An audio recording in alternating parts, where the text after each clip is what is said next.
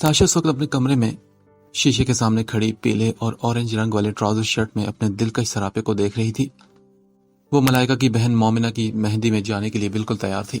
उसने बालों को कर्ल करके एक तरफ से आगे को डाल रखा था और दूसरे कंधे पर अपना दुपट्टा लटकाया हुआ था। कानों में गोल्डन झुमकियां थी। मलाइका ने उसे कहा था कि सभी सहेलियां और कजन्स कलाइयों में सफेद और पीले गेंदे के फूलों वाले कंगन पहनेगी। इस वजह से फिलहाल उसने अपने हाथ खाली ही रहने दिए थे। अपने सामने लगे बड़े आईने में खुद पर एक आखिरी निगाह डालकर उसने पैरों में गोल्डन खुजे पहने और कमरों से बाहर निकली। मोमिना की मेहंदी की तकरीब का अरेंजमेंट घर में ही था। एक तरफ मोमिना की शादी थी तो दूसरी तरफ हिमान के दोस्त साइम के बड़े भाई हम्माद की भी शादी थी। हिमान तो ताशा से भी पहले तैयार हो चुका था। उसने व्हाइट कुर्ता शलवार पहनी थी क्योंकि लड़कों की मेहंदी की यही थीम थी। उसके बाकी सभी दोस्त पहुंच चुके थे और वो हिमान का वेट कर रहे थे, मगर वो ताशा की वजह से लेट हो गया था क्योंकि उसने तैयारी में बहुत वक्त लगाया था। हमीद अहमद ने ताशा की खातिर शादी के तीनों फंक्शंस के लिए उसे गाड़ी की चाबी भी दे दी थी। ड्राइविंग सीट संभालते हुए कार में बैठा तो ताशा ने बराबर में बैठते हुए उसके वजूद से उसी खास परफ्यूम की महक उठती हुई महसूस की। हिमान की खास तैयारी देखकर उसके दिल ने बेसाख्ता हिमान की निखरी सूरत पर तारीफ का कलमा पड़ा था। बड़ी बात है भाई, आज तो तुम भी इंसान लग रहे हो, वो कहे बिना रह न सकी तो उसके अल्फाज पर हिमान ने स्टीयरिंग घुमाते हुए कहा, तुम्हारी नजर खराब है, अपनी आंखें चेक करवाओ तुम। क्या मतलब, क्या तुम अभी भी इंसान नहीं बने? फिर तो वाकई मेरी आंखें खराब हैं यार। ताशा ने उसे मजीद तपाया। तुम्हारी वजह से मैं लेट हो गया हूं, अब फजूल बातें नहीं करना चाहता मैं। हिमान ने संजीदगी से कहकर म्यूजिक प्लेयर ऑन कर लिया। ताशा को उसका बात करने का अंदाज काफी बुरा लगा था। आमतौर पर वो इस अंदाज में बात नहीं करता था। ताशा ने भी मुंह बनाकर रुख दूसरी तरफ मोड़ लिया। मीठी सी धुन वाला गाना शुरू हुआ और आतिफ असलम की आवाज पूरी कार में गूंजी। ताशा ने रुख मोड़कर हिमान को देखा। वो सामने सड़क पर देखकर संजीदगी से ड्राइव कर रहा था। ताशा को शरारत सूझी। वैसे भी जब वो गुस्से में हो तो उसे चिढ़ाकर उसे और भी बहुत मजा आता था। वो जानती थी कि हिमान को ये गाना बहुत पसंद था। उसने फौरन गाना बदल दिया और फिर अंग्रेजी गाना चलने लगा। हिमान ने एक नजर से घूरा और दोबारा आतिफ असलम का गाना लगा दिया। ताशा ने भी दोबारा गाना बदल दिया। 5-6 बार ऐसा हुआ कि एक बार ताशा गाना बदलती और एक बार हिमान। छठी मर्तबा जब ताशा ने म्यूजिक प्लेयर को हाथ लगाया तो हिमान ने उसे गुस्से से घूर कर प्लेयर को बंद ही कर दिया, मगर ताशा ने इसे दोबारा ऑन कर लिया। कार में एक लम्हे को गाने की आवाज गूंजती और फिर रुकती, फिर गूंजती, फिर रुकती। क्या मसला है तुम्हारे साथ? आराम से नहीं बैठ सकती क्या? हाँ तो तुम्हारे हाथों को क्या मसला है?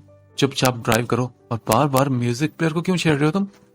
ताशा भी उसे जवाब देते हुए बोली तो हिमान ने अपने लब भींच कर उसे घूरा और फिर सामने देखकर ड्राइव करने लगा, लेकिन ताशा फिर भी जानबूझकर उसे तंग करती रही। कभी वो जरा सा चलाकर गाना बंद कर देती और कभी वॉल्यूम हल्का तेज कर देती, मगर हिमान ने दोबारा उससे कोई बात न की और ना ही उसे मना किया। उसे खामोश देखकर बिल आखिर ताशा ने भी एक इंग्लिश गाना रेन ओवर मी लगा दिया और वॉल्यूम भी काफी तेज कर दिया। उसे मालूम था कि यह गाना हिमान को बहुत ही बुरा लगता था। 3 मरतबा फुल वॉल्यूम में यह गाना पूरा सुनने के बाद आखिरकार मलाइका का घर आ ही गया। उसके उतरते ही हिमान ने म्यूजिक प्लेयर ऑफ किया तो उसके सर को और कानों को सुकून मिला। कार में बैठते ही अचानक से शुरू होने वाला उसका सर दर्द कुछ कम हुआ था, मगर अब भी बाकी था। ताशा को ड्रॉप करके वो हम्माद की मेहंदी में पहुंचा तो उसके तीनों दोस्त उसका वेट कर रहे थे। मेहंदी का फंक्शन शुरू हो चुका था। हिमान का सर दर्द शोर शराबे और ढोलक की आवाज में मजीद बढ़ने लगा। उसने सर को पकड़कर एक जानब को बैठने के लिए जगह ढूंढने की कोशिश की तो ढोलकी के गिर्द बैठी लड़कियों की टोले पर नजर पड़ी।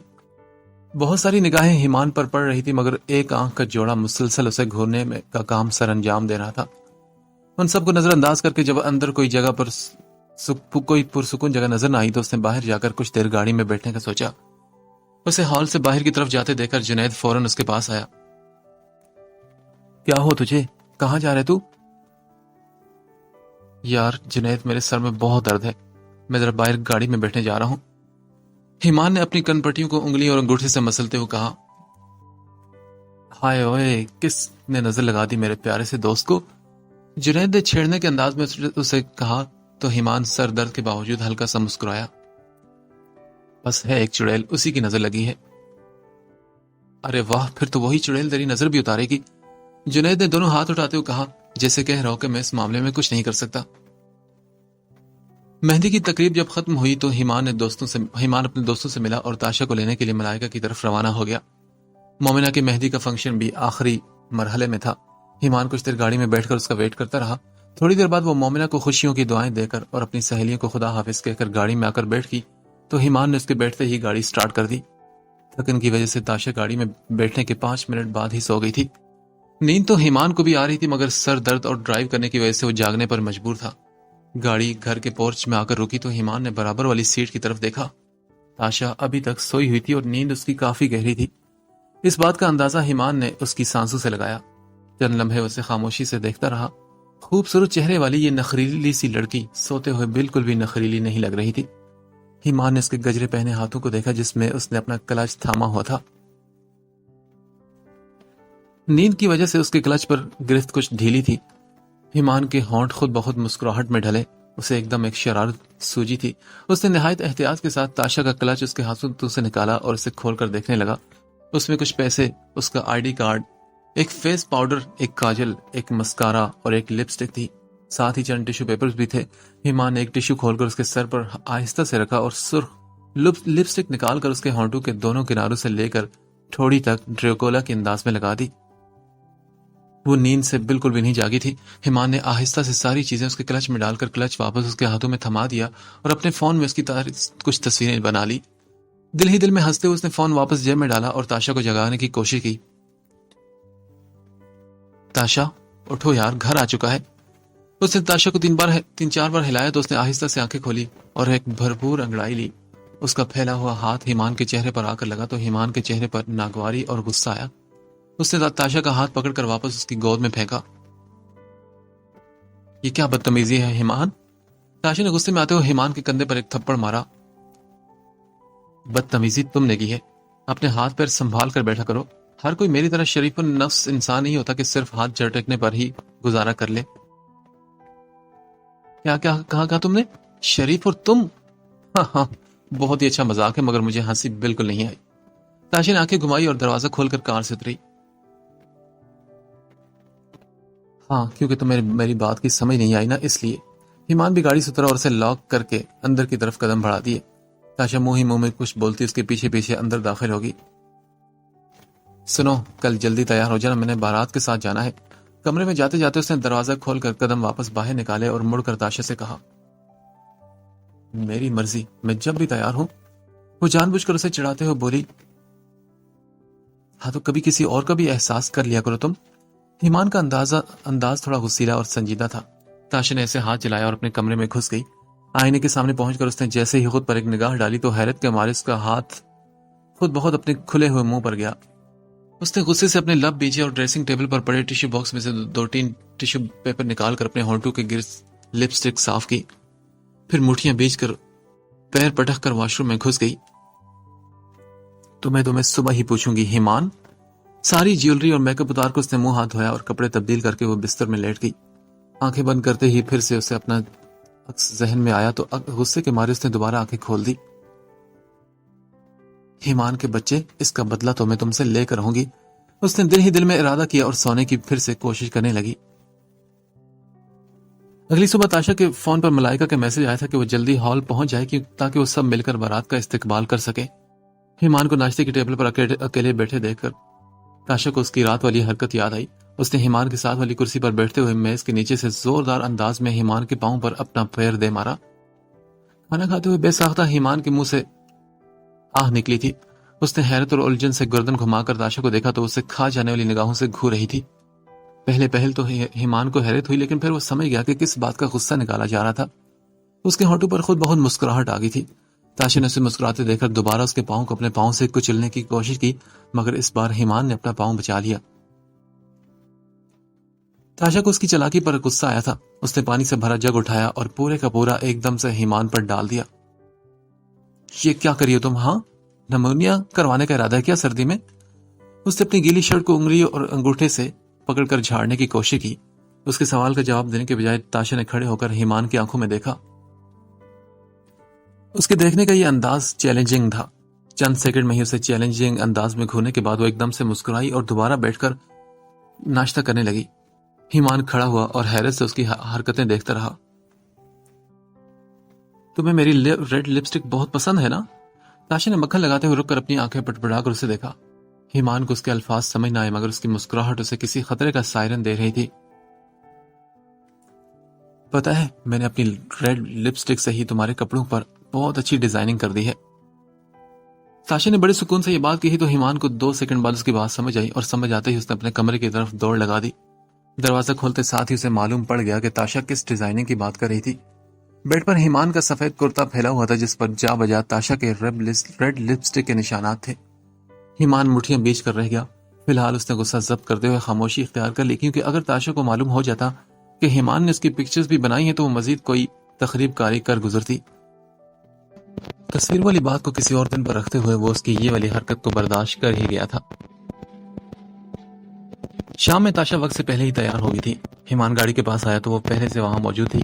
पहले तो उसे हैरत हुई, मगर फिर कुछ भी कहे बगैर वो ड्राइविंग सीट पर बैठ गया। ताशा उसकी बराबर वाली सीट पर बैठ गई। सुबह वाली हरकत की वजह से तमाम रास्ता खामोशी से कटा। न ताशा ने उससे कोई बात की और न ही ईमान ने। ईमान का मुकम्मल ध्यान ड्राइविंग पर रहा और ताशा का अपने सेल फोन पर।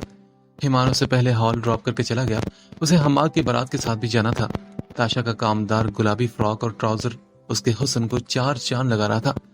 बालों को उसने स्ट्रेट करके कमर पर खुला छोड़ दिया था। मलाइका के साथ मिलकर सभी सहेलियों और कजन लड़कियों ने बारात के इस्तकबाल की तैयारियां शुरू कर दी थी और साथ में एक दूसरे से हंसी मजाक भी जारी था। दूसरी तरफ ईमान साइम के घर पहुंचा और सब लोग आगे पीछे अपनी अपनी गाड़ियों में हॉल की तरफ रवाना हो गए। मिक्स गैदरिंग की वजह से खवातीन और मर्द सभी दूल्हे के साथ एक ही रास्ते से अंदर दाखिल हुए। दूल्हे का पहला कदम हॉल में रखते ही चारों तरफ से गुलाब की पत्तियों की बारिश होने लगी।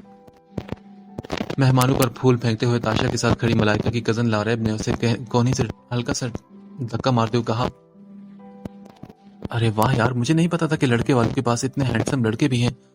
और उस ऑफ वाइट कुर्ते वाले लड़के को तो देखो यार, कितना हैंडसम है। मेरा तो उस पर दिल ही आ गया है। लारेब को खुला मुंह देखकर ताशा ने उसकी नजरों की तरफ देखा तो उसका फूलों की पत्तियां थामा हुआ हाथ हवा में ही रुक गया। ये यहाँ? ईमान को देखकर वो हैरत ज़दा रहेगी, मगर फिर फौरन संभल गई। दिल ही दिल में अपने साथ खड़ी लारेब को उसने यूं देखा जैसे उसका दिमाग चल गया हो। ये तुम्हें कहां से हैंडसम लग रहा है? हाँ, ताशा ने अजीब नजरों से ईमान की तरफ देखते हुए कहा, मगर लारेब ने इसकी बात पर ध्यान ही न दिया। वो तो जैसे ईमान की शख्सियत में ही खो गई थी। ताशा को मालूम नहीं था कि मोमिना की शादी जिससे हो रही है वो ईमान के दोस्त साइम का भाई है। बारातियों के साथ गुजरते हुए जब ईमान ताशा के सामने आया तो वो खा जाने वाली नजरों से उसे देखने लगी। उसकी आंखों में हैरत देखकर ईमान ने भी कोई रिएक्शन नहीं दिया था, मगर एक मुस्कुराहट उसकी तरफ उछाल कर वो आगे बढ़ गया। ईमान के इस कदर बेपरवाह अंदाज पर ताशा का दिल किया कि हाथ में पकड़ी फूलों वाली प्लेट उसके सर पर दे मारे, मगर आसपास लोगों का लिहाज करते हुए उसने तमीज का मुजाहिरा किया और ऐसी सारी बुरी सोचों को फिलहाल जहन से निकाल दिया। अलबत्ता लारेब ने हैरत से ताशा की तरफ देखा और फिर मुस्कुराई। बारात में आए मेहमानों को लड़की वालों ने बहुत अच्छा प्रोटोकॉल दिया था। मलाइका और ताशा की सहेलियां भी ईमान को देखकर हैरान हुई थी। यही हाल ईमान के दोस्तों का ताशा को देखकर वहां हुआ था। ईमान जब ताशा को ड्रॉप करके गया तो तभी उसे मालूम हो गया था, मगर उसने ताशा को यह बात नहीं बताई। साइम तस्वीरें बनाने में मसरूफ था, इसलिए उसका ज्यादातर वक्त स्टेज के आसपास ही गुजरा था। एक टेबल पर ईमान के साथ शोएब और जुनैद बैठे थे।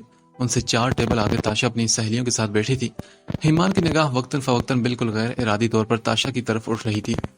कुछ देर बाद मलाइका ताशा को अपने साथ एक तरफ ले गई। आज भी ईमान पर कई आंखों ने निशाने लगाए थे, मगर उन सारी नजरों से बेनियाज वो बस ताशा की तलाश में निगाहें घुमा रहा था। थोड़ी देर बाद उसे ब्राइडल रूम से निकलते हुए दिखाई दी। ताशा ने अपना फोन कहां से लगाया होता और उसके चेहरे पर गुस्सा था। ईमान को उसके अंदाज से यूं महसूस हुआ जैसे वो गुस्से में किसी को कुछ कह रही हो। अपने दोस्तों से एक्सक्यूज करके उठा और ताशा के पास आ गया, मगर उसके करीब पहुंचने तक वो कॉल कट कर चुकी थी। व्हाट हैपेंड ताशा? किस पर गुस्सा उतारी थी तुम? ईमान के पूछने पर ताशा के माथे पर बल पड़े और वो बोली, तुमसे मतलब? जाओ अपना काम करो। ये कहकर उसके पास से गुजरने लगी तो ईमान ने उसके गुजरने से कबल ही उसके हाथ में पकड़ा फोन झपटा और दूसरे हाथ से उसका अंगूठा पकड़कर फिंगरप्रिंट लॉक खोल लिया। वो कॉल हिस्ट्री में जाकर नंबर देख रहा था। नंबर उसके फोन में सेव नहीं था। इससे पहले कि वो पूरा नंबर गौर से पढ़ पाता, ताशा ने गुस्से से अपना फोन उसके हाथ से वापस खींच लिया। तमीज नहीं है तुम्हें क्या? इस तरह किसी का फोन चेक करते हैं? एक खूंखार नजर उस पर डालकर वो वहां से अपने टेबल की तरफ बढ़ गई। ईमान पुरसोच अंदाज में उसे जाते हुए देखता रहा और फिर वापस अपने टेबल पर आ गया। लारेब फौरन ताशा के पास आई और बोली, वाओ लकी गर्ल, सबकी नजरें उस पर हैं और उसकी तुम पर। वैसे वो तुम्हारे फोन में अपना नंबर सेव करा था या अपना नंबर डायल करके तुम्हारा नंबर चेक करा था? उसकी मुस्कुराहट कानों तक फैली हुई थी और एक्साइटमेंट तो बिल्कुल बच्चों वाली थी। उसकी शरारत से कहने पर ताशा को गुस्सा आया, मगर वो बोली, नहीं लारेब, ऐसा कुछ भी नहीं। अरे बस झूठ मत बोलो, अंदर आते हुए तुम्हें जिस अंदाज में देखकर मुस्कुराया ना, ओह माय गॉड। और फिर अभी सब ने ही उसे तुमसे इतने बेखौफ अंदाज में बात करते हुए भी देखा है। शादी में मौजूद आधी लड़कियों का तो वो क्रश बन चुका है यार, इतना गुड लुकिंग और डैशिंग। हम तो मर रहे कि हमारी तरफ एक नजर डाले, और तुमसे तो उसने खुद बात की। बताओ मैं क्या कह रहा था वो। लारेब टलने वाली नहीं लग रही थी। ताशा ने मुरव्वतन उसकी तरफ मुस्कुराकर देखा और बोली, बस ऐसे ही मुझे तंग करा था। लारेब को उसकी बात पर एक जरा सा भी यकीन न आया। यार कितनी नाशुक्री हो तुम, इतना हैंडसम लड़का तुमसे खुद बात करने आया और तुम कह रही हो तुम्हें तंग करा था। This is not fair. अरे है क्या उसमें जो वो सबका क्रश बन चुका है? तुम सब लोगों का टेस्ट ही बहुत खराब है। ऐसे लड़के तुम्हें हर गली मोहल्ले में लोफरियां करते नजर आएंगे। खामा उससे इंप्रेस होने की जरूरत नहीं। अरे मेरी जान ताशा, कहाँ नजर आते हैं इस तरह के लड़के?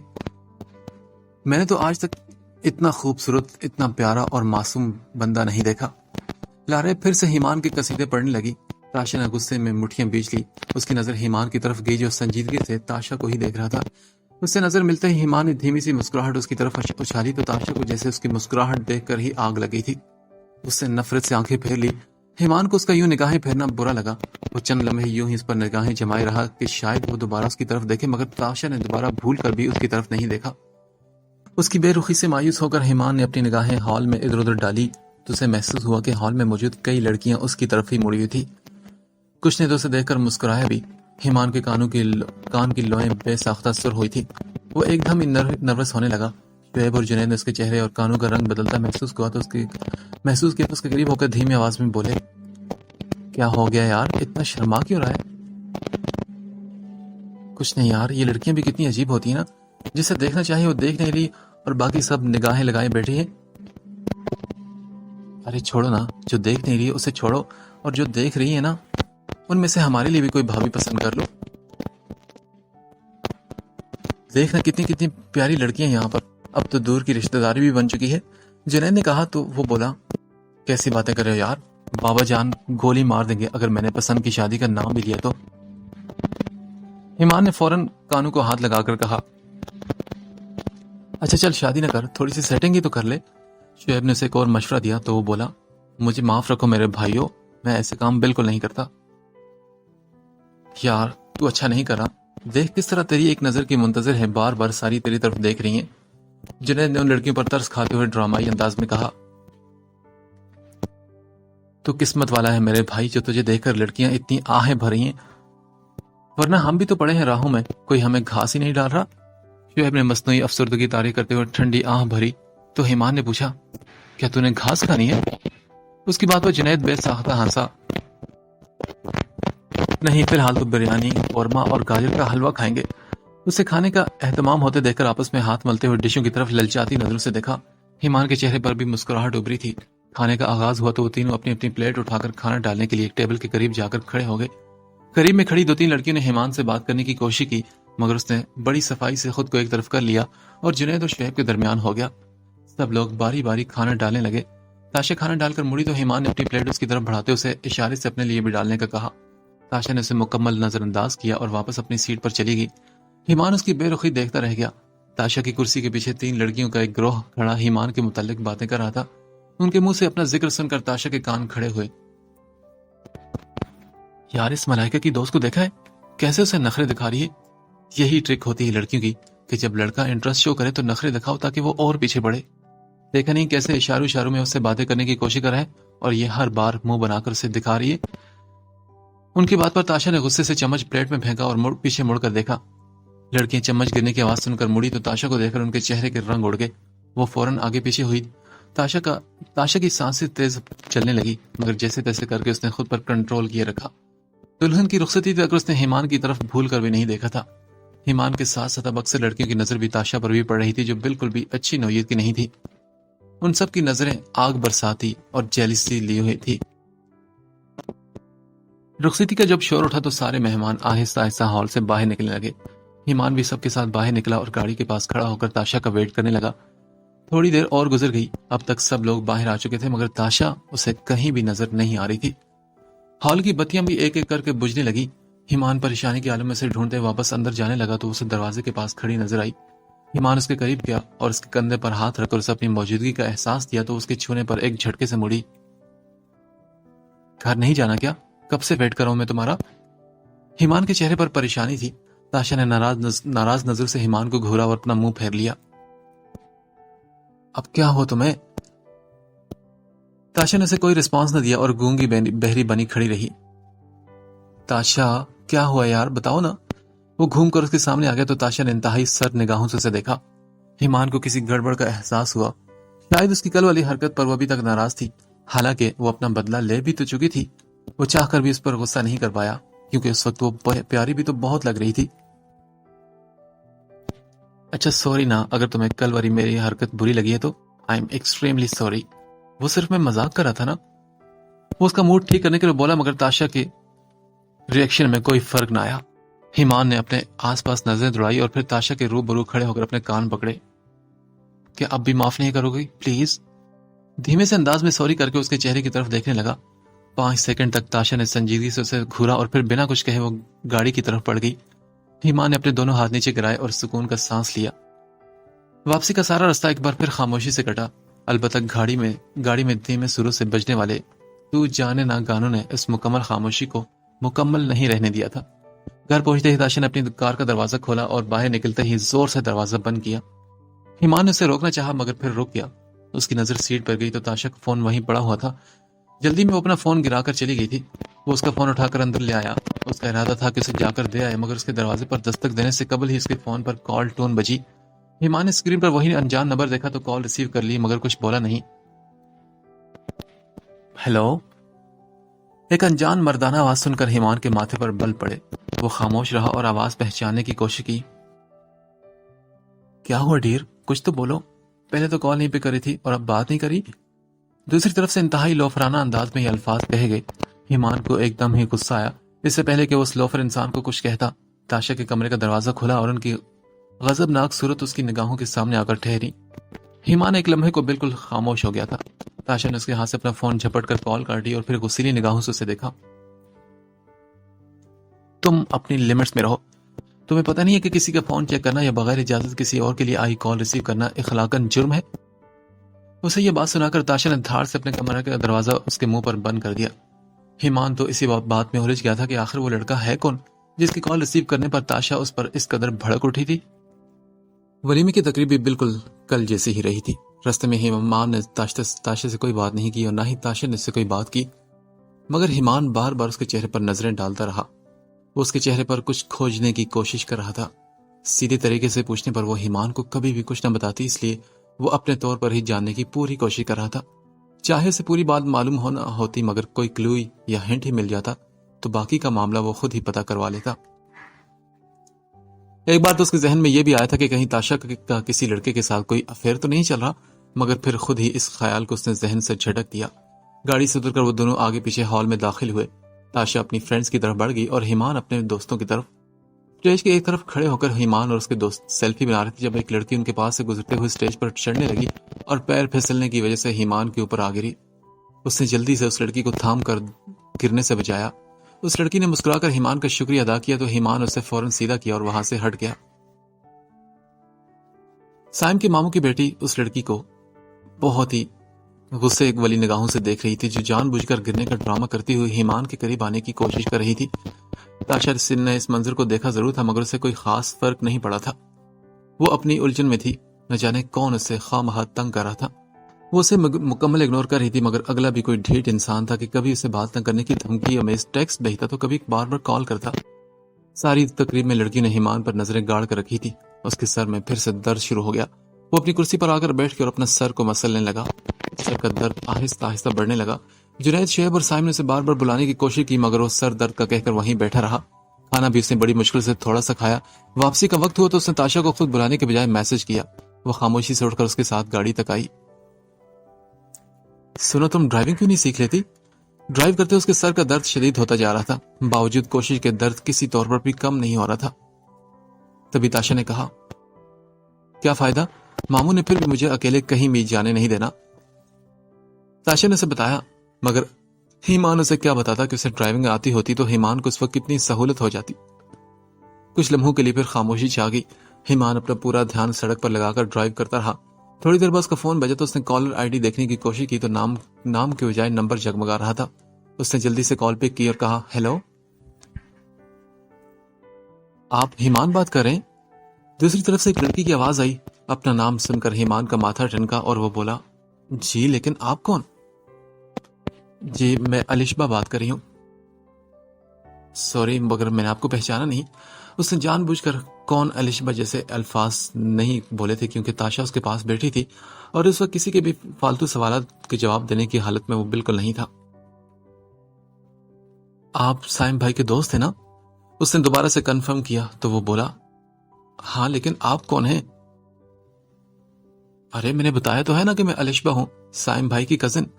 हिमान को अचानक ही खूबसूरत सी दो आंखें याद आई। उसने जानबूझकर कहा, ठीक है, आपको कोई काम था मुझसे? नहीं, बस आपसे बात करनी थी। बात? लेकिन किस बारे में? यूं ही ना, बस गपशप वगैरह के लिए। अलिशबा ने अपना मकसद बताया तो वो बोला, आई एम सॉरी, मेरे पास वक्त नहीं इन सब कामों का। ये कहकर उसने फोन काट दिया तो ताशा ने उससे पूछा, किसका फोन था?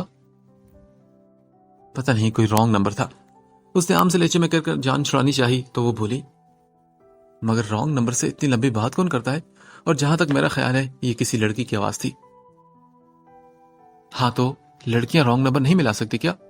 हिमान को उसका ये सवाल अच्छा नहीं लगा। हाँ मिला सकती हैं, पर ये मुझे रॉन्ग तो नहीं लग रहा था। ताशा की बात पर उसने तंग आकर उसकी तरफ देखा और साथ ही मोड़ आने पर एक तरफ को टर्न लिया।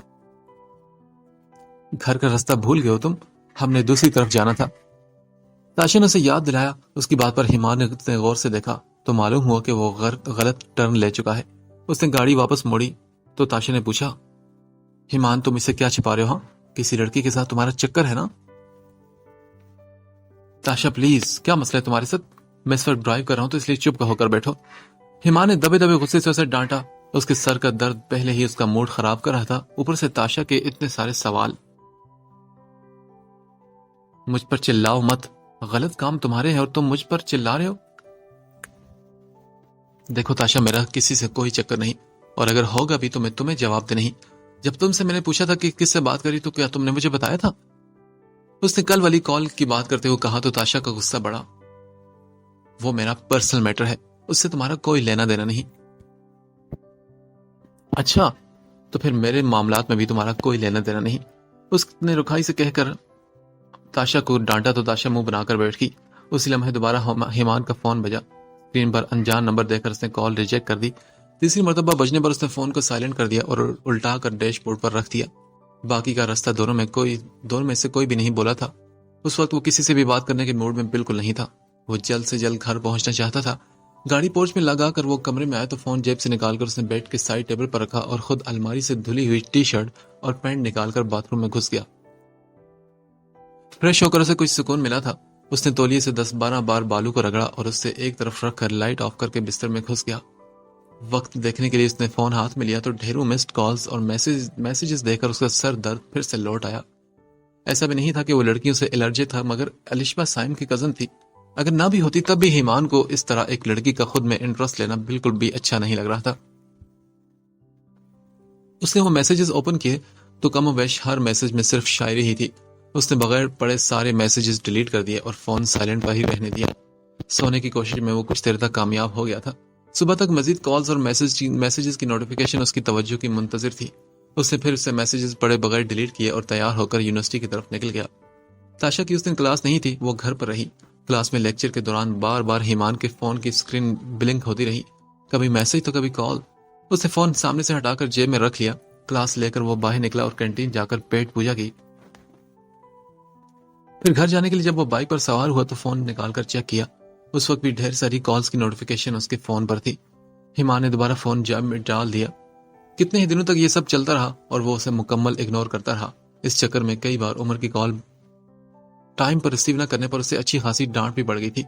उसने हर तरीके से अलिशबा को ब्लॉक और इग्नोर करने की कोशिश की, मगर हर बार वो नए नंबर और नई आईडी या अकाउंट से उससे कांटेक्ट कर ही लेती।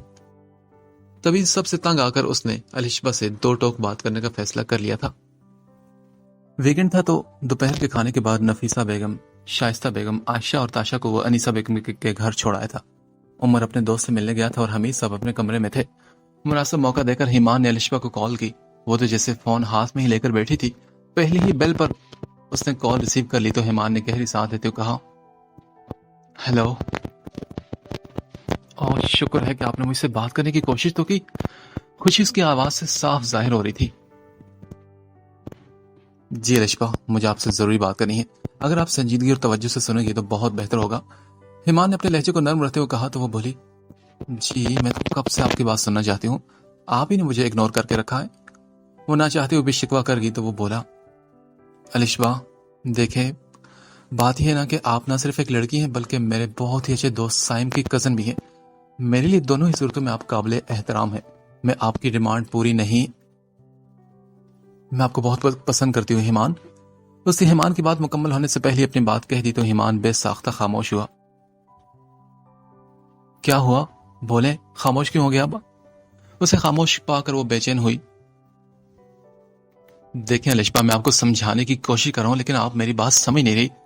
मैं आपके साथ वक्त गुजारने के लिए बातें नहीं कर सकता और ना मैं चाहूंगा कि आपके इस काम की वजह आपके इस गलत काम में मैं शामिल हूं। मेरी बात समझ रही हैं आप ना?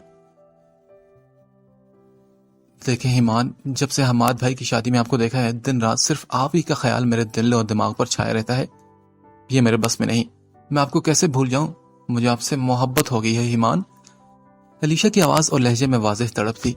ईमान ने बेख्तियार आंखें बंद करके खोली। देखिए, मुझे नहीं मालूम कि आपको मुझ में ऐसा क्या अच्छा लगा, लेकिन यकीन जाने जैसा आप सोच रही हैं मैं वैसा बिल्कुल भी लड़का नहीं। और आपकी उम्र अभी बहुत छोटी है। इस उम्र में हर लड़का शरीफ और अच्छा ही लगता है, लेकिन मैं आपसे यही कहूंगा कि सिर्फ किसी अच्छी की सूरत पर मत जाएं। और सिर्फ मैं ही नहीं, किसी और लड़के से भी अगर आप इम्प्रेस हो जाएं तो इस तरह बात करने की कोशिश भी मत करें। आजकल का जमाना बहुत ही खराब है। लड़कियों को तरह तरह से ब्लैकमेल किया जाता है। हाँ मैं जानती हूँ ईमान, लेकिन आप तो ऐसे नहीं ना। साइम भाई तो बहुत तारीफ करते हैं आपकी। अलिशबा की बात पर ईमान का दिल किया कि अपना सर दीवार पर दे मारे। देखिए, मैं कब से आपको समझाने की कोशिश कर रहा हूँ, आप मेरी सगी बहन नहीं, ना ही मैं हर लड़की को बहन की निगाह से देखता हूँ, मगर मेरा इरादा किसी पर बुरी निगाह डालने का भी नहीं होता। मैं बस आपको ये समझाने की कोशिश कर रहा हूँ कि हर लड़का शरीफ नहीं होता। लड़कियां मासूम होती हैं, कांच के जैसी, जरा सी ठोकर लगने पर टूट जाती हैं। इसलिए किसी भी अनजान शख्स पर भरोसा नहीं कर लेना चाहिए। हम जिस सोसाइटी में रहते हैं वहां लड़की का किसी गैर से ताल्लुक होना कितना बुरा समझा जाता है, जानते हैं ना आप? फर्ज करें अगर कल को आपके शौहर को पता चले कि शादी से पहले आपका कोई अफेयर था किसी के साथ, तो आपके साथ कैसा सलूक रखेगा? वो आपकी कभी इज्जत नहीं करेगा अलिशबा। ऐसी जिंदगी कैसे गुजारेंगे आप? यहाँ तो पुराने अफेयर्स की वजह से लड़कों के हंसते बसते घर टूट जाते हैं, आप तो फिर एक लड़की हैं। ईमान ने उसे पूरी तफसील से समझाते हुए कहा तो वो बोली, तो आप मुझसे क्या चाहते हैं? हाँ, मैं बस ये चाहता हूं कि आप मुझे बार बार कांटेक्ट मत करें और आइंदा भी किसी लड़के से इस तरह फ्रैंक होकर बात करने की कोशिश मत करें। इसमें आप ही का भला है, वरना मेरा क्या है? अभी मैं आपसे बातें कर लूंगा मगर मैं आपसे शादी नहीं करूंगा। बाद में आपका दिल भी टूटेगा और वक्त भी जाया होगा। फिर यह भी हो सकता है कि जिससे आपकी शादी हो उसके लिए आपके दिल में वो जज्बात ना हो जो उसका हक है। इस तरह से मैं भी गुनहगार हूंगा और आप तो होंगे ही। ईमान के समझाने का उस पर असर हुआ था या नहीं, मगर वो खामोश होगी। कुछ लम्हे ईमान ने उसके बोलने का वेट किया। उसे लगा शायद कॉल कट गई। उसने हेलो कहा तो अलिशबा ने बोलना शुरू किया, आपको मेरी इतनी फिक्र भी है और बात भी नहीं करे? कैसे अजीब इंसान है आप। मैं खाली बात करने को थोड़ी ना कह रही हूँ, आप शादी कर लेना मुझसे बाद में। उसकी बात पर अब की बार तो ईमान का टेम्परेचर एकदम हाई हुआ था। उसने आंखें बंद करके खोली और गहरी सांस लेकर खुद को दोबारा नॉर्मल किया। ठीक है, बताएं मुझे आपकी क्या एज है? मेरी 17 साल। वो फौरन खुश होकर बोली तो उसने कहा, जब तक आप 25 साल के हो जाएंगे तब तक आपको मेरी बातें समझ आने लगी होंगी, मगर इस वक्त आप बहुत सारी गलतियां कर चुकी होंगी और वो गलतियां आप मिटा भी नहीं सकती। इसलिए अगर आप मेरी बात मान लें तो अभी से बेहतर है। हाँ तो आप मान लेना मेरी बात, मुझसे शादी कर लें। वो किसी छोटे बच्चे की तरह जिद्दी अंदाज में बोली, जिसे उसकी कोई पसंदीदा कैंडी लेनी हो और वो उसके लिए जिद कर रही हो। अलिशबा, शादी ऐसे नहीं होती। शादी एक बहुत ही सीरियस मैटर है, अपने मिजाज और माहौल के मुताबिक करनी चाहिए। शादी जिम्मेदारी का नाम है, it's not a love story. Himan की आवाज में ना चाहते हुए भी गुस्सा आया था। उसके लिए तो एक छोटी सी बच्ची थी जो अपने जज्बातीपन का मुजाहिरा कर रही थी। क्यों, क्या लोग लव मैरिज नहीं करते क्या? अलिशा को हिमान का डांटना पसंद नहीं आया तो वो बोली, देखो अलिशा, जो लोग इस तरह से जल्दबाजी में पसंद को मोहब्बत का नाम देकर शादी करते हैं ना, उनकी शादियां कामयाब नहीं होती। एनीवेज, मैं आपसे इस टॉपिक पर बात नहीं करना चाहता। आपको कोई पसंद है तो पहले अपने पेरेंट्स या किसी बड़े बहन भाई से डिस्कस करें। वो बेहतर जानते हैं कि कौन आपके लिए सूटेबल हो सकता है और कौन नहीं। और इस तरह कॉल्स और मैसेजेस पर घर वाले से छुप कर बात करने से बेहतर है कि जब घर वाले शादी करवा दें तो अपने शौहर से बातें करें। अच्छा ठीक है, आपकी बात मान लेती हूँ, लेकिन फिर आप वादा करें कि आप मुझसे ही शादी करेंगे। उसकी बात पर हिमान ने गुस्से से अपने बाल मुट्ठी में जकड़ लिया और वो बोला, मैं क्यों करूंगा आपसे शादी? मुझे कोई और पसंद है और वक्त आने पर मैं उसी से ही शादी करूंगा। हिमान ने उसे टालने के लिए कहा, मगर यह बात अलिशा के दिल में जा लगी। ठीक है, आप साइम भाई को मत बताइएगा कि मैंने आपसे बात की। अब वो हल्का सा रोते हुए बात करने लगी। शायद कुछ समझ आई थी या हिमान की आखिरी ट्रिक काम कर ही गई थी जो उसने अपने कदम पीछे हटा लिए। हिमान ने तो बस दिल ही दिल में खुदा का शुक्र अदा किया। अगर मैंने बताना होता ना तो पहले दिन ही बता देता। आप एक अच्छी लड़की हैं, इसलिए धोखा मत खाएं। मुझे उम्मीद है कि आपको बहुत चाहने वाला हम सफर मिलेगा जो आपकी कदर करेगा। बस थोड़ा सा इंतजार करें। अच्छी चीजें मिलने में थोड़ा वक्त तो लगता है ना। हिमान ने उसकी ब्रेन वॉशिंग करने की कोशिश की तो वो बोली, अच्छा एक बात पूछूं आपसे? हाँ जी पूछो। क्या मैं आपसे कभी कभी बात कर लिया करूं? उफ, फिर से मुर्गे की वही टांग। हिमान ने गुस्से में सोचा और फिर कहा, नहीं, बिल्कुल भी नहीं, प्लीज। उस लड़की का कोई भरोसा नहीं था। वो जानता था कि अगर एक बार वो हाँ कह देता तो उसने दोबारा पीछे ही पड़ जाना था।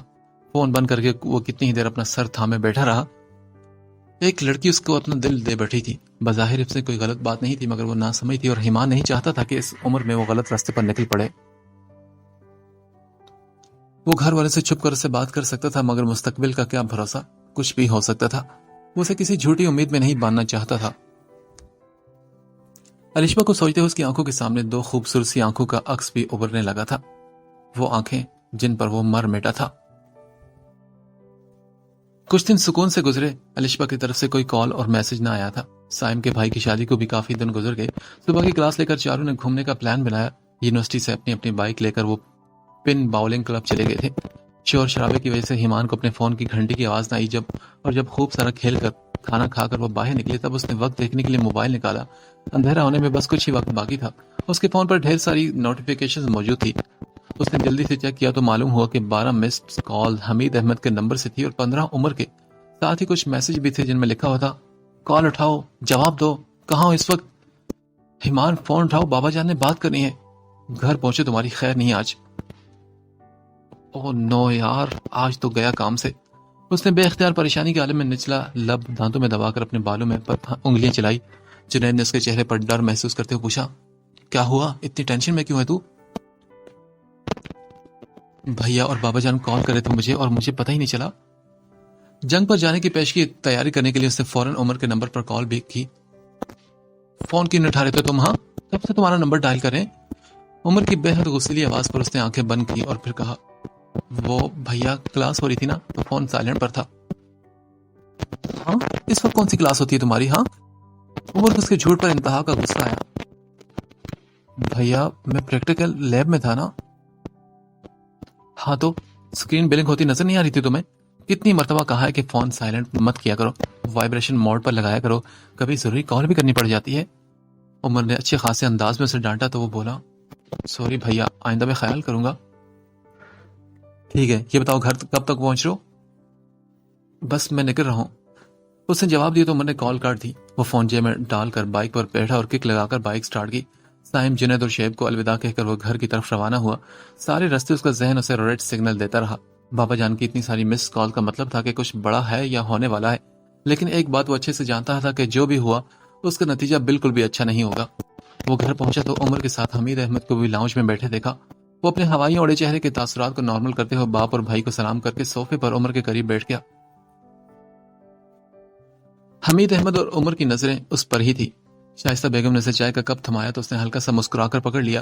शाइस्ता बेगम को उसकी मुस्कुराहट के पीछे घबराहट का एहसास हो गया था, मगर वो कुछ भी करने से कासिर थी। मिस्टर हिमान, ये बताओ कि तुम्हारे एग्जाम्स कैसे हुए थे? चाय का घूंट भरते हुए हमीद अहमद ने उससे पूछा तो वो बोला, जी बहुत अच्छे हुए थे। वाकई? तुम्हारा रिजल्ट कब तक आएगा? अगला सवाल उमर ने पूछा तो वो बोला, पता नहीं, शायद कुछ दिन तक आ जाए। उसने जवाब देकर चाय का एक घोंट लिया। अंदर ही अंदर उसका दिल 180 की रफ्तार से धड़क रहा था, मगर चेहरे पर वो मुकम्मल पुरसुकून नजर आ रहा था। ताशा का रिजल्ट तो आ गया, तो तुम्हारा क्यों नहीं आया अभी तक? उमर की बात पर उसे खांसी लगते लगते बची। उसे बड़ी मुश्किल से खुद को संभालना, वरना उन्हें पक्का शक हो जाना था। भैया, उसका डिपार्टमेंट अलग है ना, शायद इसलिए उसका रिजल्ट पहले आ गया हो। वो उमर से नजरें चुराने की कोशिश कर रहा था। अंदरूनी घबराहट उसके हाथों की लर्जिश में साफ दिखाई देने लगी। उसने जल्दी से कप को टेबल पर रखा और प्लेट में रखे बिस्किट में से एक उठाकर मुंह में डाल लिया। सुनो, अपना रोल नंबर बताओ जरा। उमर की अचानक डिमांड पर हिमान को की गोया सांस रुकी। उसने अपनी गर्दन की पुष्ट पर हाथ फेरते हुए कहा, वो मुझे जुबानी तो याद नहीं। जाओ अपनी रोल नंबर स्लिप लेकर आओ, और अगर अब तुमने कहा कि मिल नहीं तो मुझसे बुरा कहीं नहीं होगा, कोई नहीं होगा। उमर की आवाज ना सिर्फ गुस्से से भरी थी बल्कि काफी बुलंद भी थी। भैया, वो सच में मुझसे गुम हो गई है। उसने जानबूझकर झूठ बोलते हुए चेहरे पर बला की मासूमियत तारी कर ली। उमर ने उसे खा जाने वाली निगाहों से देखा और हमीद अहमद के चेहरे का रंग एकदम सुर्ख पड़ा। ओके ठीक है, हम तुम्हारे डिपार्टमेंट के हेड से ही पता कर लेते हैं, तुम्हारा रोल नंबर भी और रिजल्ट भी। उमर ने आंखें निकालते उसे देखकर अपना फोन में कोई नंबर मिलाया। 2-3 बातों के बाद उसने असल मुद्दा बयान किया। बात करते उसकी नजरें मुसलसल हीमान के चेहरे पर थी। उसके कान खुद बहुत खड़े हो गए थे। अभी तक उसने खुद अपना रिजल्ट नहीं देखा था, मगर इतना तो वो जरूर जानता था कि 1-2 सब्जेक्ट्स में जरूर मसला होगा। उमर की मुसलसल निगाहों से उसका दिल सूखे पत्ते की तरह कांपने लगा। उमर ने एक गुस्सैली निगाह उस पर डालते हुए कॉल काटी और फिर फोन पर दोबारा कुछ टाइप किया। कुछ देर बाद उसके चेहरे पर अलग ही रिएक्शन नजर आए। उसके माथे के बल एकदम गायब हुए और होंठों का कोना एक तरफ से ऊपर उठा। तन से हंकारा भरते उसने स्क्रीन हमीद अहमद की तरफ बढ़ाई। हमीद अहमद मोबाइल को देखकर अपनी जगह से उठे और हिमान को कॉलर से पकड़कर अपने सामने खड़ा किया। मुझे ये बताओ कि एग्जाम्स के दिनों में तुम क्या करते रहे? पढ़ाई नहीं की थी क्या? वो गुस्से से गुर्रा कर बोले तो हिमान के गले में गिल्टी डूब कर उभरी। पढ़ाई के बहाने दोस्तों के साथ मिलकर आवारा गर्दियां करता रहा। ये रिजल्ट आया इसकी दिन रात की मेहनत का। उमर ने ये कहते स्क्रीन उसके सामने की तो 2 सब्जेक्ट्स में A ग्रेड, 2 में B+, 1 में C और 1 में D देकर हिमान ने बेइख्तियार D ग्रेड वाले सब्जेक्ट को देखा। सर आसिफ ने उसके साथ पूरा इंसाफ किया था। क्या करते रहे तुम ग्रुप स्टडी के बहाने, बताओ मुझे। बाबा जान, वो मैं। हमीद अहमद को उसकी आवाज बिल्कुल सुनाई नहीं दे रही थी। कहां की है तुमने स्टडी, बताओ, नजर क्यों नहीं आ रही तुम? उमर गुस्से से धाड़ा तो हमीद अहमद गुस्सेली निगाहों से उसे देखते उसका कॉलर छोड़कर पीछे हटे। वो चुपचाप तेज से धड़कते दिल के साथ नजरें झुकाए खड़ा रहा। शाइस्ता बेगम और नफीसा बेगम किचन से ये सारा मंजर देख रही थी। दोनों ही जानती थी कि अब आगे क्या होने वाला है। उन्हें फिक्र भी हो रही थी। ताशा पानी लेने के लिए सीढ़ी उतरने लगी तो लाउंज में फिजा में मौजूद कशीदगी का एहसास हुआ तो वो वहीं रुक गई। अगर तुमसे स्टडी नहीं होती तो बताओ, तुम्हें घर बिठा देते हैं। सारी जिंदगी अनपढ़ जाहिल बनकर रहना, लोगों की बातें और ताने सुनना, बेरोजगार बैठे रहना, न कमाना न काम करना। बाप और भाई है ना, सारी जिंदगी तुम्हें बिठाकर खिलाएंगे, तुम्हारे नखरे उठाएंगे, तुम्हारी फरमाइशें पूरी करेंगे। इसी काम के लिए रह गए हैं ना हम। तुम बस यहाँ पर सेठ साहब दी ग्रेड बनकर रहना। उमर ने उसने तंज के तीर भिगो भिगो कर मारे।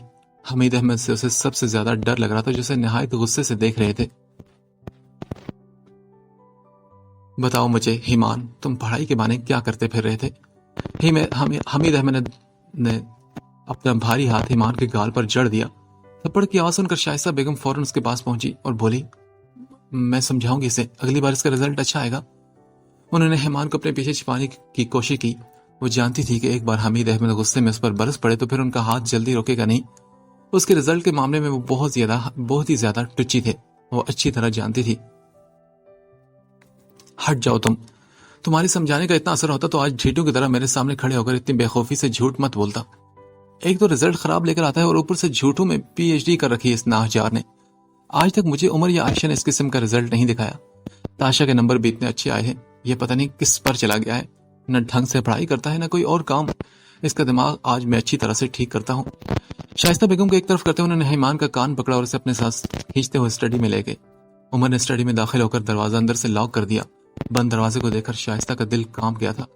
हर बार रिजल्ट आने पर उसके साथ यही सलूक होता था। वो सर थाम कर सोफे पर बैठ गई। नफीसा बेगम उनके कंधे पर हाथ रखते हुए शाइस्ता के पास साथ बैठ गई थी। नफीसा, उनका गुस्सा तो तुम जानती हो ना, वो मुझे बहुत घबराहट हो रही है, प्लीज कुछ करो। शाइस्ता की परेशान आवाज सुनते हुए ताशा सीढ़ियां उतरने लगी। लाउंज में दोनों खवातीन ने बस उसे देखा था। वो दोनों इस वक्त अपनी परेशानी में थी। ताशा ने किचन में जाकर फ्रिज से ठंडे पानी की बोतल निकाली और अपना जग भरने लगी। घर में इस कदर खामोशी थी कि उसके पानी भरने की आवाज भी दूर तक सुनाई दे रही थी। पानी लेकर वो दोबारा सीढ़ियों की तरफ बढ़ी। दूसरी सीढ़ी पर कदम रखते ही उसे स्टडी से ईमान की भीगी आवाज में माफी मांगने की आवाजें सुनाई दे रही थी, मगर फिर भी वो रुकी नहीं। पानी की जग को एक तरफ रखते हुए बिस्तर पर बैठकर सोचने लगी कि हमीद अहमद ने उसे किस कदर बुरी तरह से मारा होगा कि उसकी आवाज भी इस कदर भीग गई। क्या वो रो रहा है? वो इतनी आसानी से कभी रोता नहीं था। बचपन में एक बार उसकी ईमान के साथ चॉकलेट्स और कैंडीज पर लड़ाई हो गई थी। ईमान ने जिद में आकर उसकी चीजें छिपा दी और ताशा ने गुस्से में आकर उसे सीढ़ी से धक्का दे दिया। उसका सर फट गया था, मगर वो तब भी रोया नहीं था। दर्द की वजह से वो वक्फे से कराहता रहा और आंखों में आंसू भी आ गए, मगर आवाज में तकलीफ बिल्कुल नहीं थी। उसे लगा कि शायद उसे दर्द नहीं होता था, मगर बड़े होने तक वो जान गई थी कि चोट छोटी हो या बड़ी, जिस्मानी हो या जज्बाती, दर्द तो बहरहाल होता ही है, लेकिन हर कोई बर्दाश्त नहीं कर सकता। ईमान को देखकर उसे हैरत होती थी, या तो उसकी बर्दाश्त बहुत ज्यादा थी या वो अपनी तकलीफ छुपाने में बहुत माहिर था।